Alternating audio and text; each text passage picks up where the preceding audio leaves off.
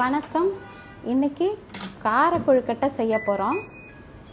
இதை சாயந்தரத்தில் ஸ்நாக்ஸாக எடுத்துக்கலாம், ஸ்கூல் விட்டு வர்ற குழந்தைங்களுக்கு கொடுக்கலாம். இதுக்கு தொட்டுக்கிறதுக்கு தேங்காய் சட்னியோ வெங்காய சட்னியோ அரைச்சிட்டோம்னா காலையில் டிஃபனுக்கு ராத்திரி டிஃபனுக்கு கூட இதை எடுத்துக்கலாம். எல்லா நேரத்துக்குமான சூட்டபிளான ஐட்டம் தான் இது. எப்படி செய்கிறதுன்னு பார்க்கலாம். இதை செய்யறதுக்கு 1 கப்பு பச்சரிசி மாவு எடுத்திருக்கேன். இது வீட்டில் அரைச்ச மாவோ அல்லது வெளியில் கடையில் வாங்கின மாவோ எதுவாக இருந்தாலும் இருக்கலாம். இந்த மாவை கலர்றதுக்கு ஒரு கடாயில் 2 ஸ்பூன் எண்ணெய் விட்டுக்கிறேன்.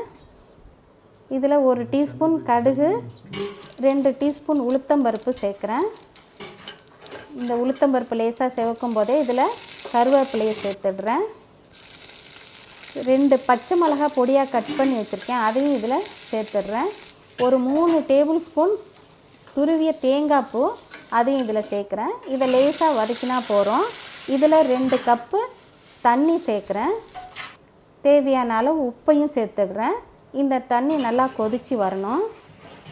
இந்த அரிசி மாவுக்கு பதில் இடியாப்ப மாவோ புட்டு மாவோ இருந்தால் கூட இதில் செய்யலாம், அதுலேயும் இந்த கொழுக்கட்டை செய்யலாம். அப்படி இல்லைன்னா சாப்பாட்டு அரிசி இருக்குது பார்த்திங்களா, பச்சரிசி அல்லது மாவு பச்சரிசி, அதை கூட மிக்ஸி ஜாரில் போட்டு நல்லா பொடி பண்ணி லேசாக கொரகொரப்பாக இருந்தால் கூட பரவாயில்ல, அதையும் இதே மாதிரி கிளறி கொழுக்கட்டை பிடிச்சி வச்சா அதுவும் நல்லா தான் இருக்கும். இப்போ தண்ணி கொதி வந்துருச்சு. இதில் இந்த மாவை சேர்த்து கலந்துக்கணும். இப்போ ஸ்டவ்வை கொஞ்சம் சிம்மில் வச்சுட்டு கொஞ்சம் கொஞ்சமாக தூவி இதை கலந்துக்கலாம். இந்த மாதிரி கலந்துக்கணும். இப்போ இது நல்லா கலந்தாச்சு. கையில் கொஞ்சம் ஈரம் தொட்டுக்கிட்டு இந்த மாவை தொட்டு பார்த்தோம்னா இந்த மாதிரி ஒட்டக்கூடாது. இப்போ இது சரியாக இருக்குது. இப்போ ஸ்டவ்வை ஆஃப் பண்ணிடலாம். இந்த மாவை ஒரு பிளேட்டுக்கு மாற்றிடலாம். இந்த மாவு கை பொறுக்கிற சூடு வர்ற வரைக்கும் கொஞ்சம் ஆறட்டும். இப்போ சூடு ஆறிடுத்து. இப்போ இதை கொழுக்கட்டையில் பிடிச்சி வச்சுக்கலாம். இட்லி தட்டில் இந்த மாதிரி கொஞ்சம் மாவு எடுத்து கொஞ்சம் உருட்டி லேசாக இப்படி அமுத்தினா போதும். இவ்வளவுதான். இதே மாதிரி எல்லாத்தையும் செஞ்சுக்கலாம்.